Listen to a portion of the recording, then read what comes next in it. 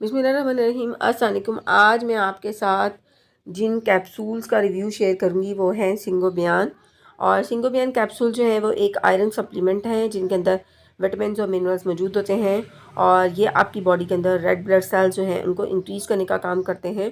और उसके साथ साथ अगर आपकी बॉडी के अंदर आयरन डेफिशिएंसी है तो उस डेफिशिएंसी को पूरा करेंगे।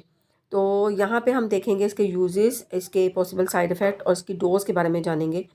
तो सबसे पहले हम जानते हैं इसके कंपोजिशन के अंदर। तो इसके कंपोजिशन में फोलिक एसिड है, विटामिन B12 है, फेरस ग्लूकोनेट है, सोर्बिटोल है, विटामिन C है, कॉपर सल्फेट है और इसके साथ साथ इसके अंदर पाया जाता है जी मैग्नीज़। अगर हम इसके यूजेस की बात करें तो जैसे कि मैंने बताया कि ये बॉडी के अंदर जो है वो आपके रेड ब्लड सेल्स को इंक्रीज़ करेगा। तो अगर आप अनीमिया के पेशेंट हैं तो ये अनीमिया को ट्रीट करेगा। उसके साथ साथ फोलिक एसिड की डेफिशिएंसी जो है उसको जो है दूर करेगा और उसके साथ साथ विटामिन B12 डेफिशिएंसी मैं अपनी वीडियोस के अंदर आपके साथ शेयर करती हूँ कि जिसके अंदर जो है हाई लेवल की फटीग, आपको बहुत ज़्यादा दर्द होना, आपका सर चकराना, आप की बॉडी जो है उसके अंदर हर वक्त पेन का रहना, वो इंडिकेट करता है आपकी बॉडी के अंदर विटामिन B12 की डेफिशिएंसी है।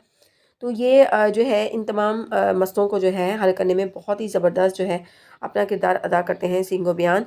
और अगर हम इसकी डोज़ की बात करें तो इसकी डोज़ में आपने क्या करना है कि आपने डेली जो है वो एक कैप्सूल जो है वो डेली लेना है और कोशिश करना है कि आपने खाना खाने के बाद लेना है। और जब आप ये कैप्सूल ले रहे हैं तो आपने उसके 10 मिनट तक जो है लेटना नहीं है। और कोई सा भी दूसरे मल्टीविटामिन अगर आप लेना चाहते हैं तो इस सप्लीमेंट के 2 घंटे के बाद जो है आप ले सकते हैं। अगर हम इसके साइड इफ़ेक्ट की बात करें तो इसकी साइड इफ़ेक्ट के अंदर जो है वोमिटिंग होना, और ये जितने भी साइड इफ़ेक्ट्स हैं ये उस वक्त होते हैं जब आप डोज ज़्यादा ले लेते हैं और बाज़ात इनमें से कुछ सिम्टम्स आपको शो हो रहे होते हैं और ये टेम्परेरी हो रहे होते हैं क्योंकि आपकी बॉडी जो है उस मेडिसिन के अकॉर्डिंग अपने आप को एडजस्ट कर रही होती है।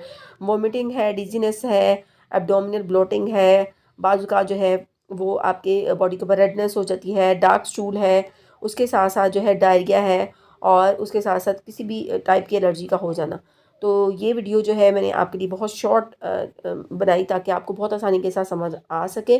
अगर आपको वीडियो अच्छी लगी है तो इसको लाइक, शेयर और चैनल को सब्सक्राइब करना मत भूलिएगा। इसके साथ ही इजाज़त दीजिएगा। अल्लाह हाफ़िज़।